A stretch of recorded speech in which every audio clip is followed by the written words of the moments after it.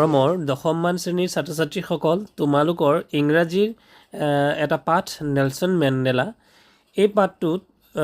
যথেষ্ট গুৰুত্বপূৰ্ণ এটা পাঠ আৰু ইয়াৰ প্ৰশ্নোত্তৰবোৰ তোমালোকে যদি পাঠটো বুজি লোৱা তেতিয়াহ'লে কিন্তু সঁচাকৈ বৰ সহজ অনুভৱ কৰিবা আৰু পাঠটোত আচলতে বৰ এটা আৱেগিক পাঠ আমি আচলতে ভালকৈ যদি বুজি লওঁ আৰু ইতিমধ্যে তোমালোকে আচলতে পঢ়ি চাই গতিকে কেনেকৈনো এটা সময়ত দক্ষিণ আফ্ৰিকাত শ্বেতাংগ অৰ্থাৎ যিবোৰ বগা ছালৰ মানুহ সেইসমূহে কৃষ্ণাংগ অৰ্থাৎ যে ক'লা ছালৰ মানুহৰ ওপৰত কেনেকৈনো যাতনা বা অত্যাচাৰ কৰিছিল আৰু তাৰ ফলস্বৰূপে নেলছন মেণ্ডেলাই কিনো ভোগ কৰিব লগা হৈছিল এইখিনি আছিল গোটেই পাঠটোৰ কাহিনী গতিকে প্ৰথমতে তোমালোকৰ এটা এ অংশৰ লগত অৰ্থাৎ বি অংশ আমি মিলাব লাগে প্ৰথমতে দিছিলে তো ইয়াতে এটা কুৱেশ্যন দিছে আৰু কুৱেশ্যন এনচাৰটো আমি মিলাব লাগে গতিকে তোমালোকে কিতাপত এই কুৱেশ্যনটো পাৰ্টটো পাই যাবা গতিকে ইয়াৰ সমাধান হিচাপে আমি সমাধানখিনি আমি কৰিবলৈ আগবাঢ়িছোঁ চ' ইয়াতে অপশ্যন এ দিছিলে এ ৰেইনবো গেডাৰিং এই ৰেইনবো গেডাৰিংটো কোনটোৰ লগত মিলিব গতিকে ইয়াত মিনিং বিটো হ'ব যে a beautiful coming together various people like the colours in a rainbow যেনেকৈ ৰামধেনুত সাতটা ৰং মিলি পেলাই ৰামধেনু হয় আৰু ৰামধেনুৰ তাৎপৰ্য বহন কৰে ঠিক তেনেকৈ এখন দেশৰ নাগৰিকৰ ক্ষেত্ৰত ক'লা হওক বা বগা হওক সকলো মানুহ মিলি পেলাই এখন দেশৰ নাগৰিক হয় আৰু সেইখন দেশৰ ভৱিষ্যত উজ্জ্বল কৰে গতিকে নেলছন মেণ্ডেলাই যেতিয়া ৰাষ্ট্ৰপতি পদত শপত গ্ৰহণ কৰিছিল সেই সময়ত দেশৰ সকলো শ্বেতাংগ কৃষ্ণাংগ অৰ্থাৎ ক'লা আৰু বগা সকলো মানুহে আহি পেলাই সেই মিটিঙত বা সেই যি তেওঁৰ শপত গ্ৰহণত ভাগ লৈছিল গতিকে এই কথাটো ইয়াত বুজোৱা হৈছে the rainbow gathering a beautiful coming together of various people like the colours in a rainbow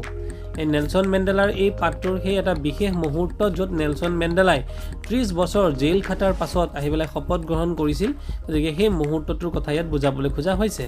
তাৰপিছতে 2 নম্বৰ দিছিল the seat of white supremacy মানে হৈছে অগ্ৰাসন অৰ্থাৎ হোৱাইট মানে হৈছে বগা য'ত নেকি মাত্ৰ বগা মানুহবোৰৰে মানে অগ্ৰাধিকাৰ চলিছিল গতিকে এইটো মেচ হ'ব the centre of racial superiority the center of racial superiority তাৰপিছত নেক্সট কুৱেশ্যনটো আছিল বি অভাৰহেলমড উইথ হিষ্টৰী এইটো মেচ কৰিব লাগে এইটো হ'ব কি feel deeply emotional remembering and understanding all the past events মানে নেলছন মেণ্ডেলাৰ লগত যেতিয়া 30 বছৰ কাল যি যন্ত্ৰণা যি জেলত থাকিবলগীয়া হৈছিল এই সকলোবোৰ অতীতৰ যি সোঁৱৰিছিল আৰু তেওঁৰ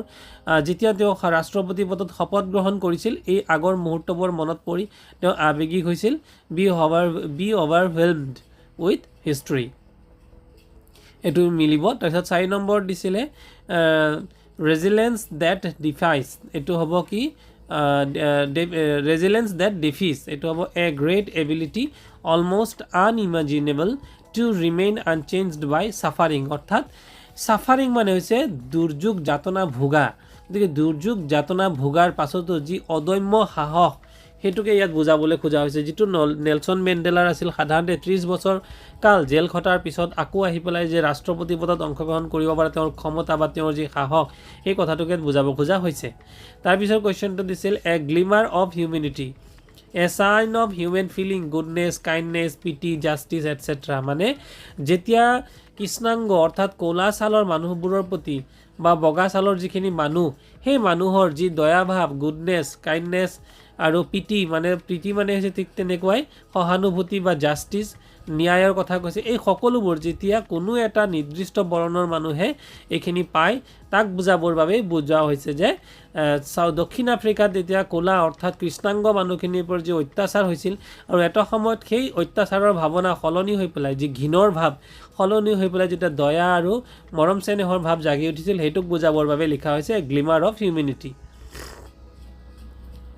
তাৰপিছত a twilight existence a half secret life like a life lived in the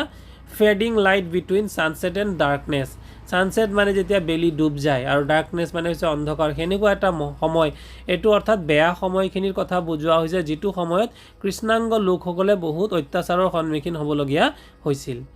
year পিছতে আমি যিখিনি আমাৰ এটা প্ৰশ্ন পাঠভিত্তিক প্ৰশ্ন আলোচনা কৰিম where did ceremonies takes place can you name any pebble building in India that are made of sandstone চেণ্ডষ্টেইনৰ দ্বাৰা নিৰ্মিত কোনো সৌধ বা নিৰ্মাণ কাৰ্য বা নিৰ্মিত সৌধৰ বিষয়ে তুমি ক'ব পাৰিবা নেকি বা এই চিৰিমনি হৈছে যিকোনো সৎ অনুষ্ঠান ক'ত মানে হৈছিল চিৰিমনিটো আচলতে ইয়াত নেলছন মেণ্ডেলাই শপত গ্ৰহণ কৰাৰ কথাটো কোৱা হৈছে the ceremonies took place in the campus of union building of Pretoria দক্ষিণ আফ্ৰিকাৰ ৰাজধানী Pretoria which were attend by dignitaries and leaders of many nations dignitaries মানে হৈছে উচ্চ পদবী বিষয়া আৰু লিডাৰ মানে হৈছে যিসকল নেতা এই গণ্যমান্য ব্যক্তি সকলোৱে গোট খাইছিল সেই শপত গ্ৰহণৰ সমাৰোহত in India Rashtrapati Bhavan and red fort are public building that are made of চেণ্ডষ্টোনৰ দ্বাৰা নিৰ্মিত দুটা ভৱনৰ কথা কৈছে এটা হৈছে ইয়াতে মই কালাৰ দি পেলাই দেখুৱাই দিছোঁ ৰাষ্ট্ৰপতি ভৱন তোমালোকে মনত ৰাখিবা আৰু এটা হৈছে ৰেড ফৰ্ট অৰ্থাৎ লাল কিল্লা এই দুটা ইণ্ডিয়াত আছে ঠিক তেনেকুৱা এটা ভৱন বা সৌধতেই কি হৈছিল নেলছন মেণ্ডেলাই শপত গ্ৰহণ কৰিছিল গতিকে ছাত্ৰ ছাত্ৰীসকল ইয়াতে মই প্ৰশ্নৰ উত্তৰটোৰ অসমীয়া ভাঙনিটো ইয়াত মই দি দিছোঁ যে অনুষ্ঠান প্ৰেটৰিয়াৰ ইউনিয়ন বিল্ডিঙত হৈছিল য'ত বিভিন্ন দেশৰ উচ্চ পদাধিকাৰী তথা নেতাসকলে অংশগ্ৰহণ কৰিছিল ভাৰতবৰ্ষত শিল বালিৰে নিৰ্মিত জনতা ভৱনটোৰ নাম হ'ল ৰাষ্ট্ৰপতি ভৱন আৰু ৰেড ফৰ্ট 2 নম্বৰ প্ৰশ্নত দিছিল can you say how 10 May is an autumn day in South Africa autumn day অৰ্থাৎ 10 মে দিনটো সেই পবিত্ৰ দিন আছিলে যি দিনত কৃষ্ণাংগ আৰু শ্বেতাংগ সকলো লোকৰ মন একাকাৰ হৈ গৈছিল আৰু সকলোৱে ইজনে সিজনক শ্ৰদ্ধা জ্ঞাপন কৰিছিল য'ত নেকি কৃষ্ণাংগ লোকসকলক দেখিলে ঘিনৰ ভাৱ বা ঘিন কৰা হৈছিল সেই সময়তে 10 মেৰ দিনত যিমান বহু ত্যাগ স্বীকাৰৰ পাছত বহু আন্দোলন প্ৰতিৰোধৰ পাছত নেলছন মেণ্ডেলাই শপত গ্ৰহণ সমাৰোহত ভাগ লৈছিল আৰু ৰাষ্ট্ৰপতি পদৰ বাবে শপত গ্ৰহণ লৈছিল গতিকে সেই দিনটোৰ কথা ইয়াত বুজোৱা হৈছে যেন ই এটা আছিল কি উজ্জ্বল দিন এটা মানে কি খুব ধুনীয়া এটা প্ৰাকৃতিক দিৱসৰ দিন যে 10 May is an autumn day South Africa because on that day there was the largest meeting of international leader largest meeting বুলি কৈছে মানে আটাইতকৈ ডাঙৰ এটা মিটিং বুলি কৈছে য'ত ইণ্টাৰনেশ্যনেল অৰ্থাৎ দেশ বিদেশৰ সকলো ধৰণৰ লিডাৰসকল গোট খাইছিলে অন চাউদাৰ্ণ আফ্ৰিকান ছইল মানে চাউদাৰ্ণ আফ্ৰিকান মানে হৈছে চাউদাৰ্ণ মানে হৈছে উত্তৰ আফ্ৰিকাৰ যি ভূমি বা উত্তৰ আফ্ৰিকাৰ মাটিত soil to establish the first democratic non racial government in South Africa democratic মানে হৈছে গণতান্ত্ৰিক যেনেকৈ আমাৰ ভাৰতবৰ্ষ এখন গণতান্ত্ৰিক দেশ ৰাইজে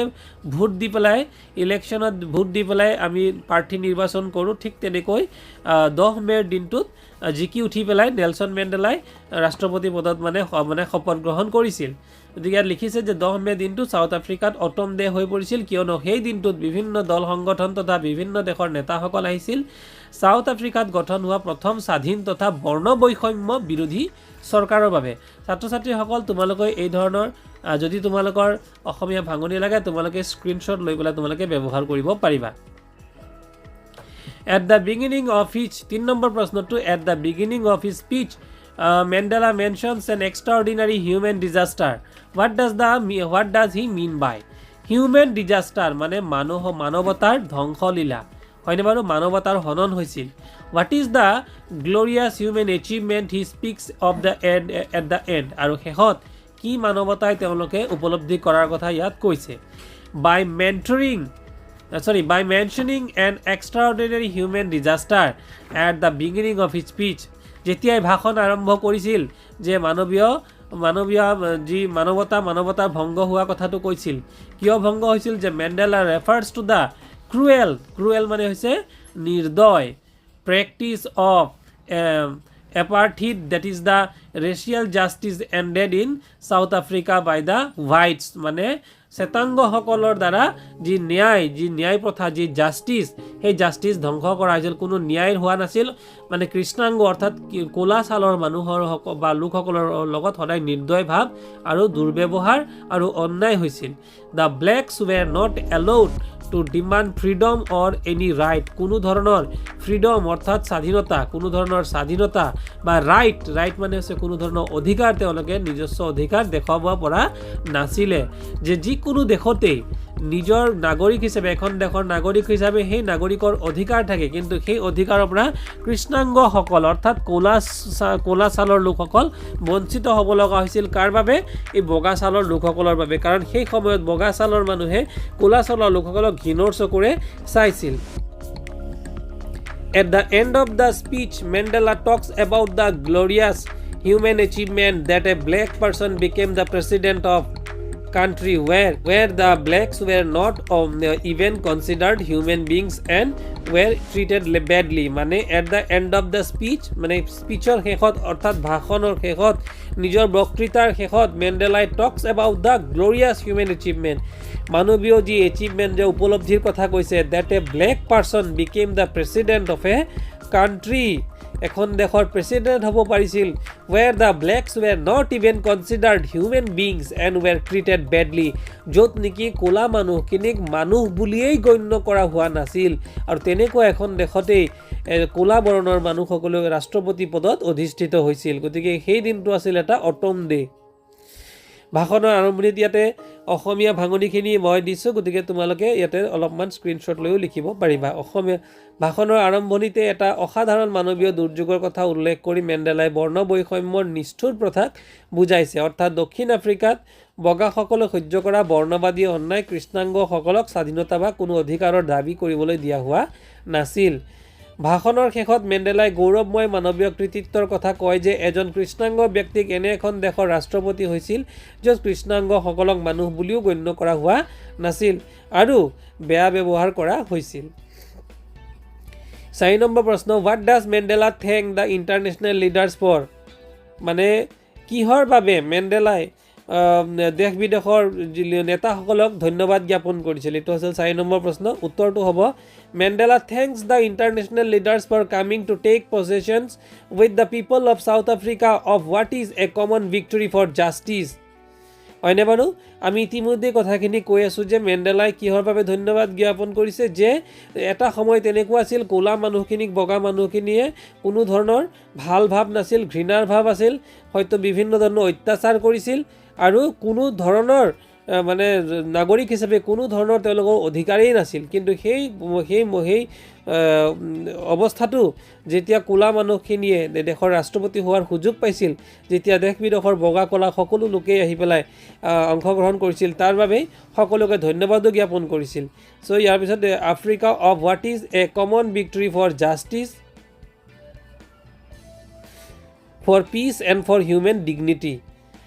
গতিকে their presence signaled that South Africa was no longer an outlaw nation and was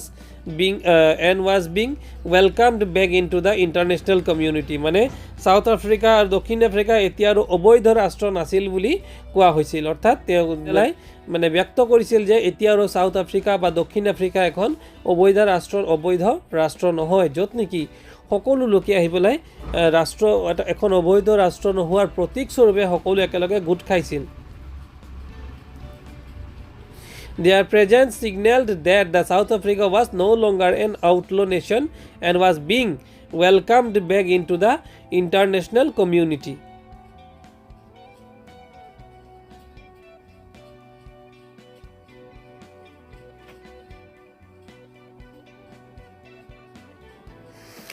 মণ্ডেলাই অন্তৰাষ্ট্ৰীয় নেতাসকলক ধন্যবাদ জনাইছে যে তেওঁলোকে দক্ষিণ আফ্ৰিকাৰ জনসাধাৰণৰ সৈতে ন্যায়ৰ বাবে শান্তিৰ বাবে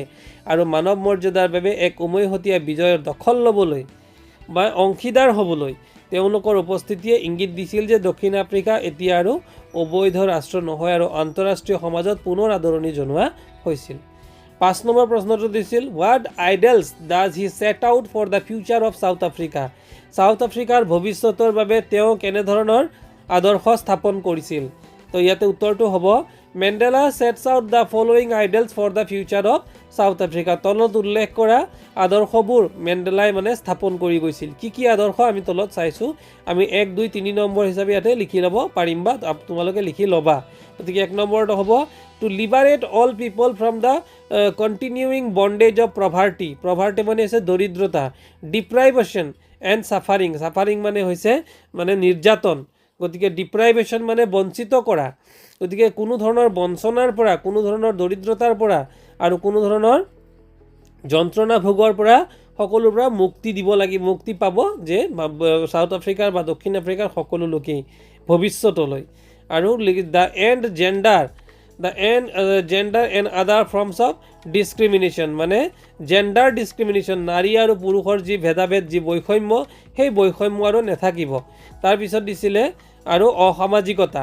এই দুইটাৰ পৰা এই দুইটাই আঁতৰ হ'ব তাৰপিছত 3 নম্বৰ পইণ্টটো দিছিলে to ensure that the beautiful land would never again experience the oppression of one by other মানে এজনৰ পৰা আন মানে সুন্দৰ ভূমিখনে যাতে কেতিয়াও ইজনে সিজনৰ ওপৰত অত্যাচাৰ অনুভৱ নকৰে তাৰ বাবে গতিকে এইকেইটা এই 3টা পইণ্ট তোমালোকে এইটো আছিল প্ৰথমটো পইণ্ট এইটো আছিল ছেকেণ্ড পইণ্ট আৰু এইটো আছিল থাৰ্ড পইণ্ট এই পইণ্ট 3টা তোমালোকে লিখি ল'বা আৰু অসমীয়া ভাঙনি হিচাপে দিছোঁ তোমালোকে স্ক্ৰীনশ্বট এটা লৈও তোমালোকে লিখিব পাৰিবা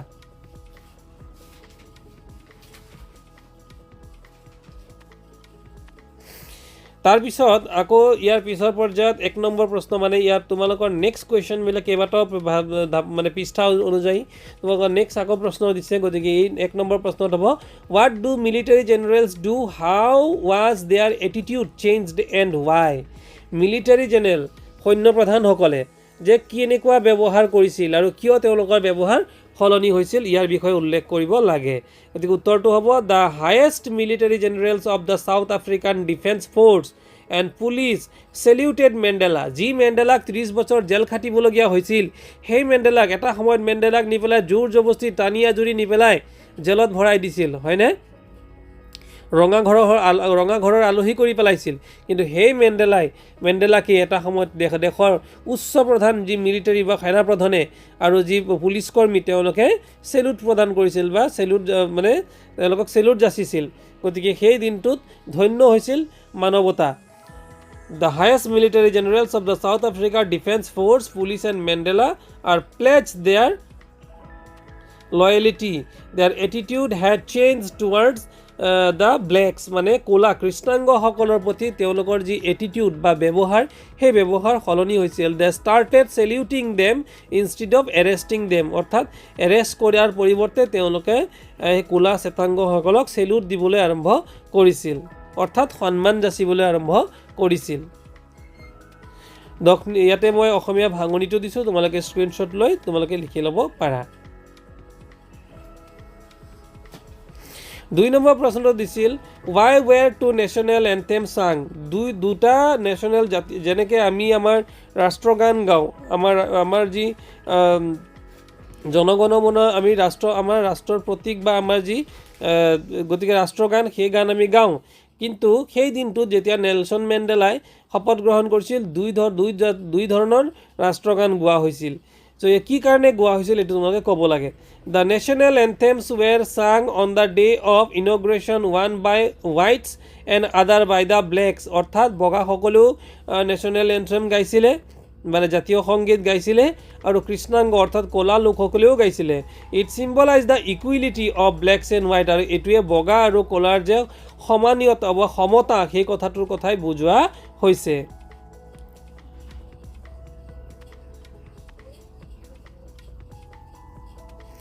3 নম্বৰ প্ৰশ্ন how does Mandela describe the symptoms of government in his country in the first decade and in the final decade of the 20th century বিংশ শতিকাৰ প্ৰথমাৰ্ধত আৰু একেবাৰে শেষাৰ্ধত কি পৰিঘটনাৰ বিষয়ে নেলছন মেণ্ডেলাই বৰ্ণনা কৰিছিল গতিকে ইয়াতে লিখিছে Mandela describes the transformation of South Africa across the century as follows যে সেই প্ৰথম বিংশ শতিকাৰ প্ৰথমাৰ্ধত আৰু শেষাৰ্ধত কিনো ঘটনা হৈছিল তাৰ বিষয়ে নেলছন মেণ্ডেলাই লিখিছিলে in the first decade after the Anglo Boer war the white skinned people of South Africa patched up their differences and erected a system of racial domination known as apartheid. It was one of the harassed and most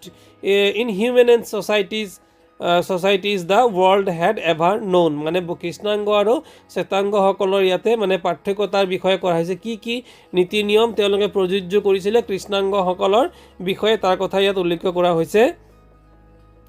যুদ্ধ মানে এতে Anglo war এটা যুদ্ধ হৈছিলে আৰু সেই যুদ্ধৰ পিছতে কি দক্ষিণ আফ্ৰিকাৰ বগা ছালৰ জনসাধাৰণে নিজৰ মতানৈক্যৰ বাবে পেছ কৰি বৰ্ণবৈষম্য নামেৰে জনজাত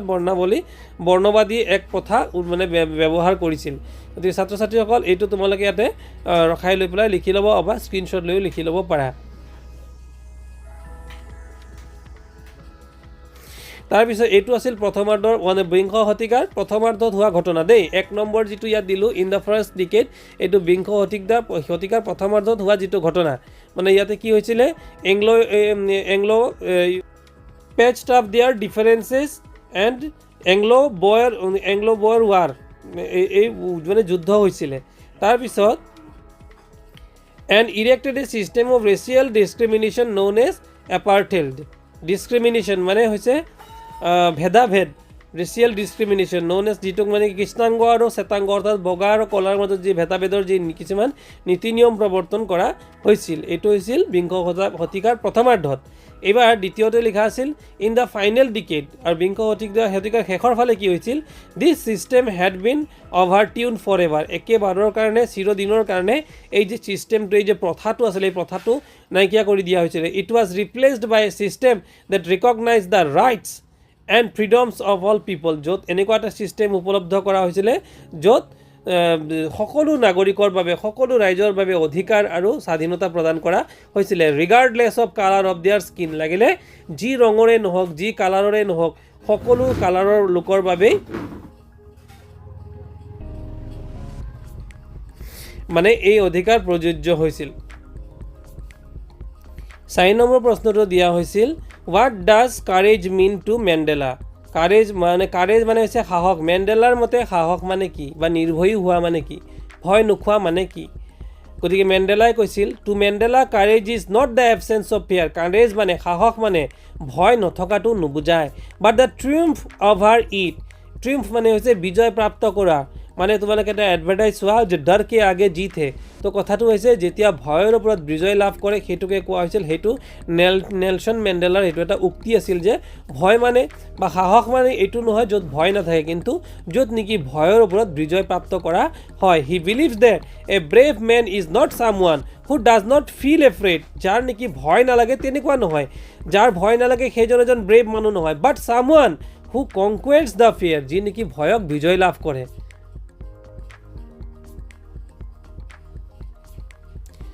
5 নম্বৰ প্ৰশ্নটো দিছিলে what does he think is natural to love or hate ঘৃণা আৰু ভালৰ বিষয়ে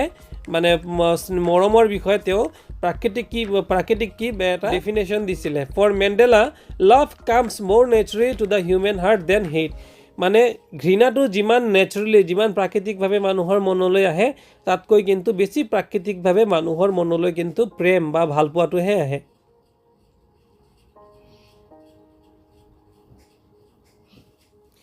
ইয়াৰ পিছত আছিলে oral comprehension check question what twin obligation does Mandela mention মেণ্ডেলাই টুইন অব্লিগেশ্যনৰ কথা কিয় উল্লেখ মানে কৰিছিল বা কৰা হৈছিল উত্তৰটো হ'ব Mandela believes that every man has twin obligation the first is to his family parents wife and children and the second obligation is to his people his community and his country যে প্ৰত্যেক মানুহৰে দুটা প্ৰকৃতি থাকে বুলি কৈছে প্ৰথম তেওঁ কাক বিশ্বাস কৰিব বা কাৰ প্ৰতি দায়িত্ব থাকিব প্ৰথম দায়িত্ব থাকিব নিজৰ পৰিয়াল নিজৰ পেৰেণ্টছ নিজৰ ফেমিলি নিজৰ ৱাইফ এণ্ড চিলড্ৰেন নিজৰ শিশুৰ প্ৰতি and second obligation is to his people his community and his country আৰু দ্বিতীয়টো থাকে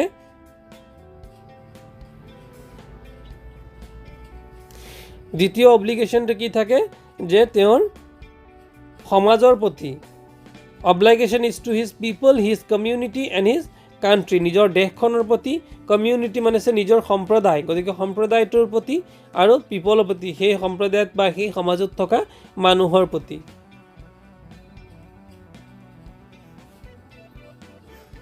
2 নম্বৰ প্ৰশ্ন দিছিলে what did being free mean to Mandela's as a boy and as a student how does he contrast these transitory freedoms with the basic and honorable freedoms freedom বুলি ক'লে স্বাধীনতা বুলি ক'লে মেণ্ডেলাই ছাত্ৰ জীৱন আৰু বাল্যকাল আৰু ষ্টুডেণ্ট জীৱনৰ কথাত মানে স্বাধীনতা বা কি পৰিভাষা দিবলৈ বিচাৰিছে মেণ্ডেলাৰ মতে মুকলি হৈ থকা অৰ্থ ল'ৰা আৰু ছাত্ৰ হিচাপে কি হয় তেওঁ ক্ষণস্থায়ী স্বাধীনতা কিদৰে মৌলিক আৰু বিশেষ স্বাধীনতা কিদৰে বেলেগ বেলেগ কৰিছিল Like other kids, Mandela freedom mean to make merry and enjoy the blissful life. অন্য 10টা লৰাৰ দৰে মেণ্ডেলাই স্বাধীন বুলি ক'লে মানে ভালকৈ জীৱন যাপন কৰা মেৰিকে থাকা ফুৰ্তিকে থাকা আৰু এনজয় ব্লিছফুল লাইফ আৰু মানে এটা কোনো মানে যন্ত্ৰণাবিহীন বা মানে মুক্ত এটা লাইফৰ কথা তেওঁ চিন্তা কৰিছিল once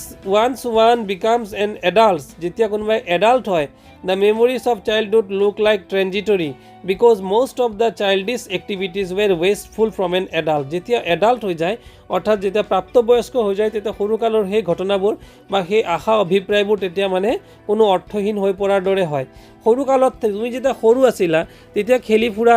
লগৰীয়াৰ লগত খেলি থকা হেতুই জীৱন যেন অনুভৱ হয় কিন্তু যেতিয়া ডেকা হৈ যোৱা তেতিয়া তাৰ পিছত কি হয় কেনেকৈ মই চাকৰি এটা কৰিম কেনেকৈ মই জীৱনত আগুৱাই যাম সেইবোৰ চিন্তাধাৰা আহি যায় গতিকে দুইটাৰ মাজত স্বাধীনতাৰ যি ডেফিনেশ্যন দুইটাৰ ক্ষেত্ৰত কিন্তু পাৰ্থক্য আছে সো ইয়াতে দিছে কি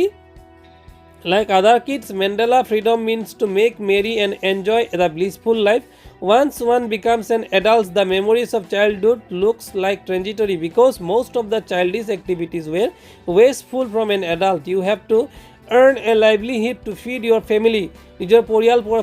পৰিচালনা কৰিব বাবে বা পৰিয়ালটো চলাবৰ বাবে তোমাৰ কি কৰিব লাগিব ইনকাম কৰিব লাগিব আৰ্ন কৰিব লাগিব it's only when you get honorable existence in the family and society যেতিয়া তুমি ফেমিলিত আৰু সোসাইটিত এটা এক্সিস্টেন্ট এটা স্থায়িত্ব লাভ কৰিব পাৰিবা আৰু স্থায়িত্ব কেতিয়া লাভ কৰিবা যেতিয়া তুমি নিজে এমপ্লয়েড হ'বা যেতিয়া নিজে ইনকাম কৰিব পাৰিবা গতিকে এইখিনি হৈছিল সৰুকাল আৰু মানে প্ৰাপ্তবয়স্ক কালৰ যি স্বাধীনতাৰ বুলি যে ডেফিনেশ্যন সৰুকাল থাকোঁতে যেতিয়া মানুহ বাচ্চা থাকে সৰু থাকে তেতিয়া স্বাধীন হৈ থকাটো কি বুলি ভাবে আৰু যেতিয়া প্ৰাপ্তবয়স্ক হৈ যায় তেতিয়া এটা স্বাধীন মানুহ মানে কি ভাবে এই দুটাৰ পাৰ্থক্য